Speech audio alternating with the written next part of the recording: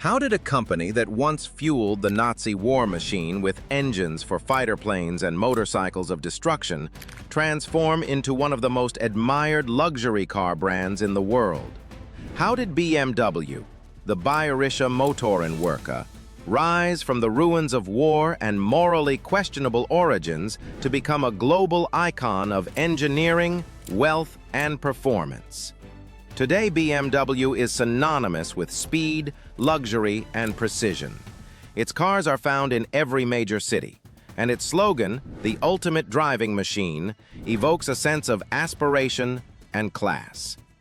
But few know that beneath the polished hood and cutting-edge technology lies a history that is far more complicated, one rooted in war, forced labor, and corporate survival at any cost. The history of the BMW Group reaches back to 1916. Today, the four brands BMW, Mini, Rolls-Royce, and BMW Motorrad make the BMW Group one of the world's leading premium suppliers of automobiles, motorcycles, as well as mobility services.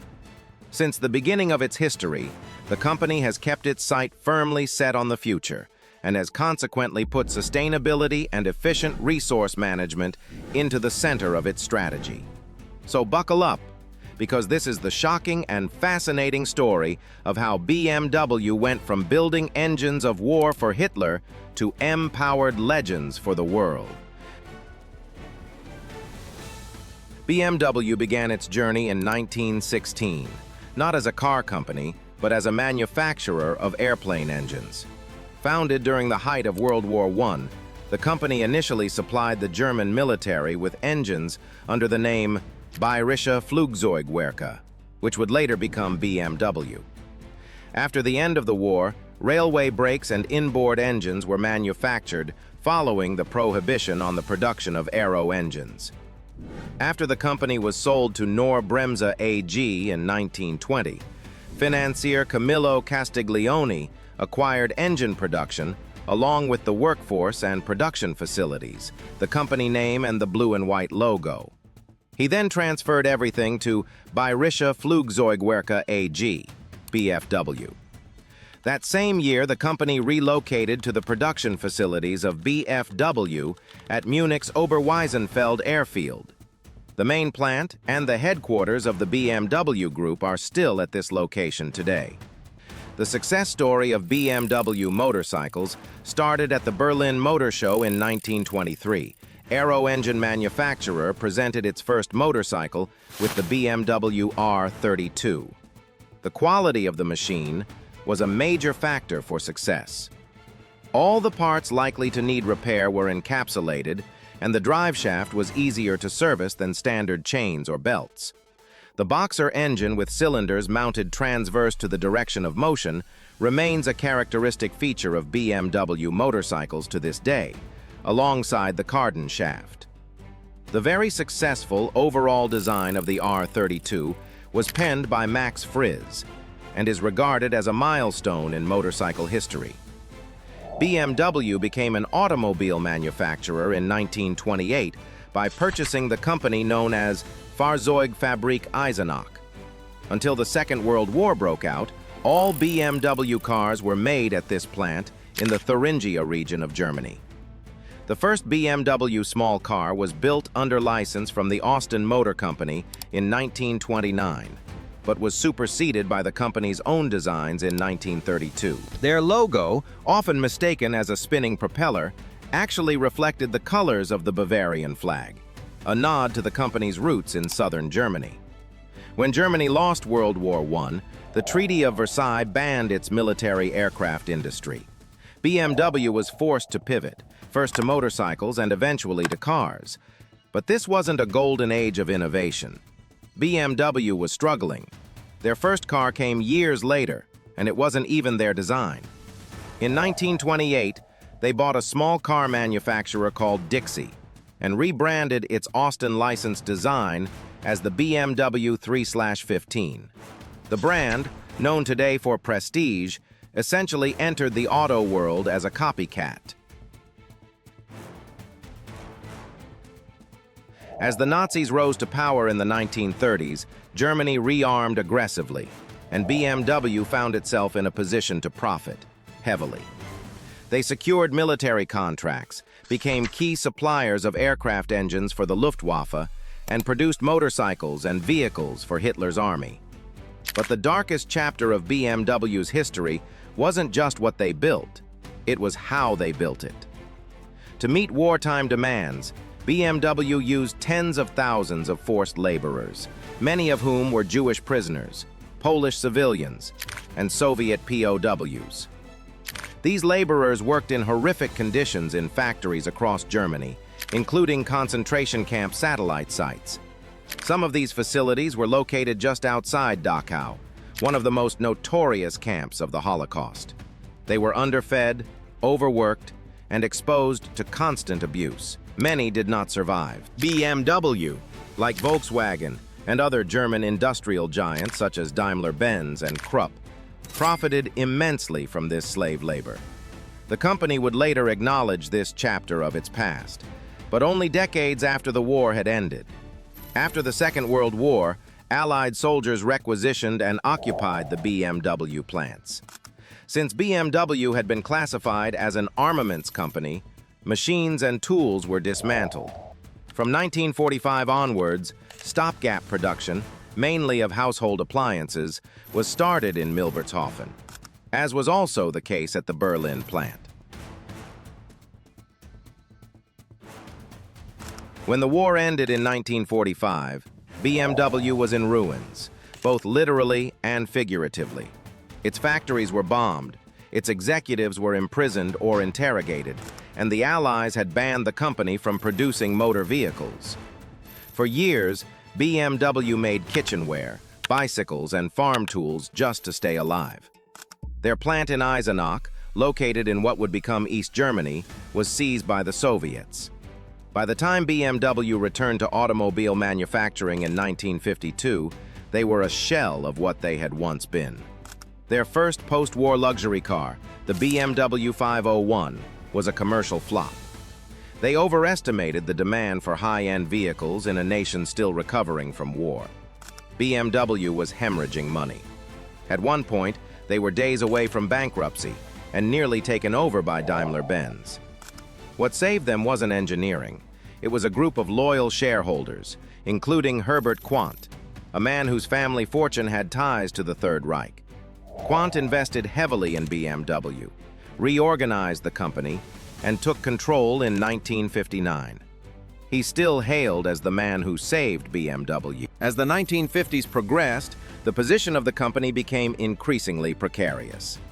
In late 1959, Daimler-Benz submitted a restructuring offer for BMW, subject to a time limit for acceptance.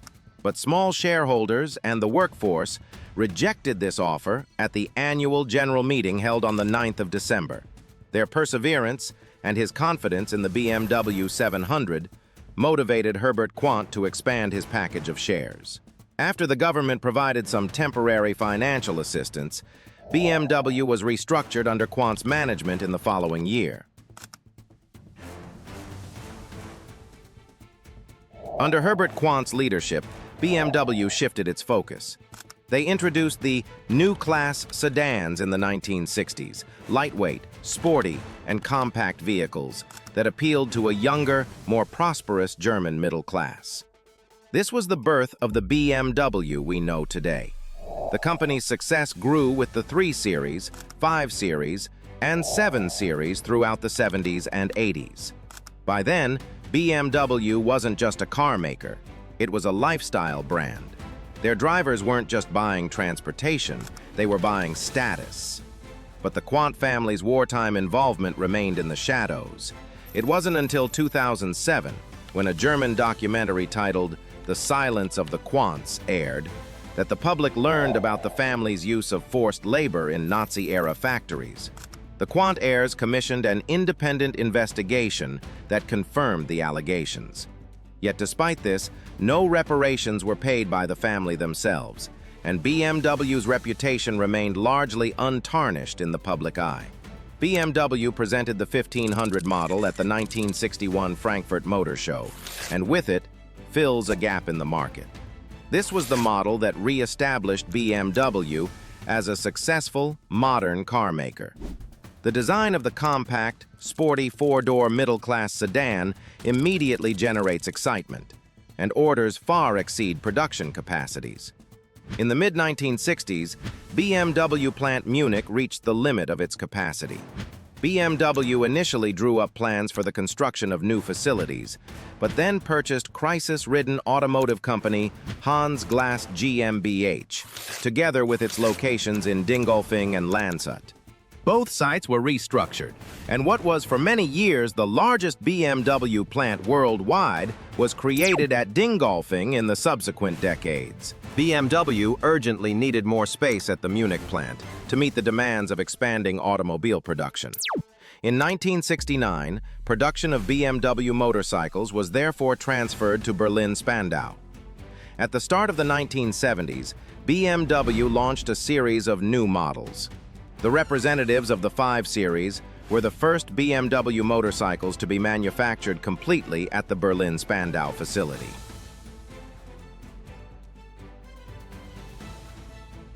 While Volkswagen built its image around simplicity, BMW took a different approach: performance, prestige, and precision.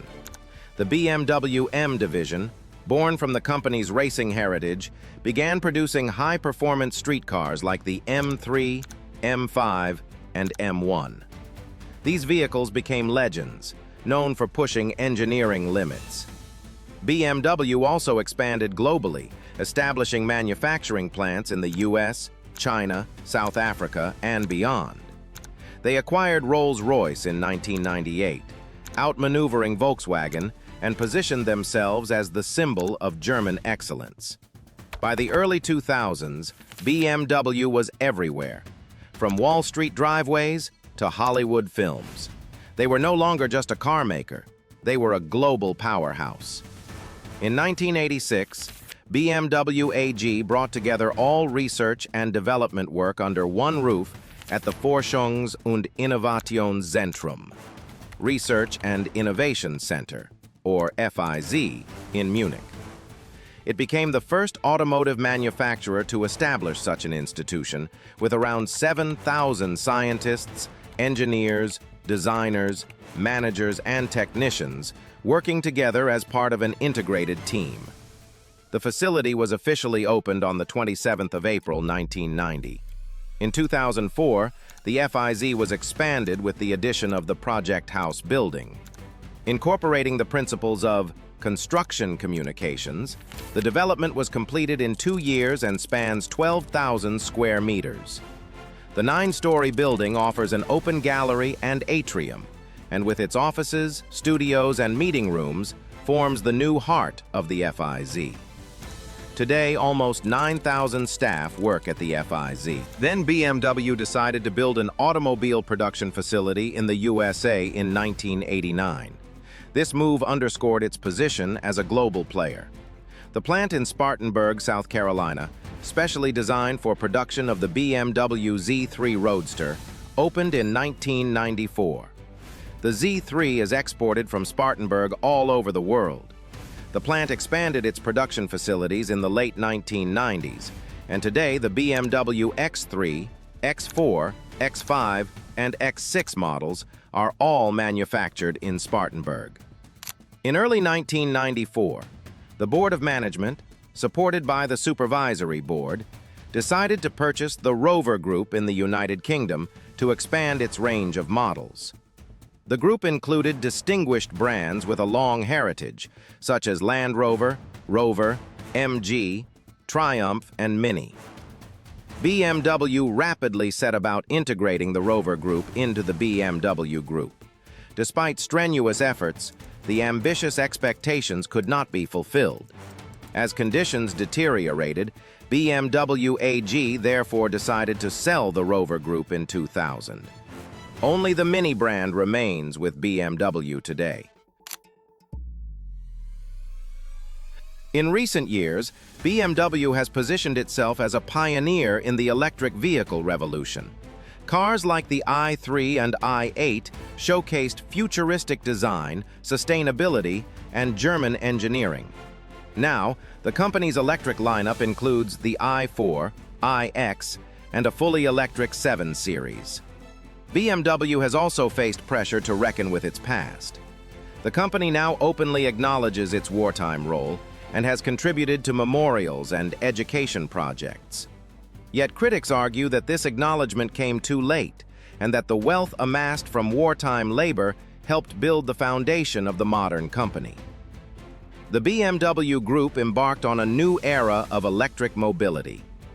With the BMW i3, the new BMW i brand presented the first all-electric series production model from the BMW Group.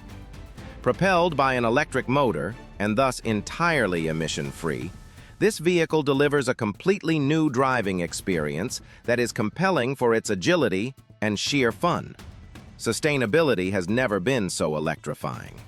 In 2020, BMW introduces the new BMW iX3, the first all-electric model of the X Series, and an electric vehicle that surpasses all other electric vehicles in its sustainability across the value chain. By means of the newly developed BMW eDrive electric engine, the BMW iX3 is 30% more powerful than other BMW electric vehicles thus far. The locally emission-free driving experience is completed by the comfortable premium interior and new digital services. BMW is one of the most admired and aspirational brands on Earth. But behind the smooth leather interiors, laser headlights, and turbocharged engines lies a complex, troubling legacy. They were once part of Hitler's war machine. They used forced labor. They survived by reinventing themselves, leaning into performance, design, and elite branding. In doing so, they wrote one of the most remarkable corporate comeback stories of the 20th century. But the question remains, can any company truly outrun its past? BMW's story is one of genius and guilt, innovation and exploitation, prestige and past sins. It represents both the best and worst of what corporations can become, symbols of national pride and prosperity, or instruments of power in darker times. So the next time you see a BMW cruising down the freeway, remember, it's not just a car, it's history on wheels.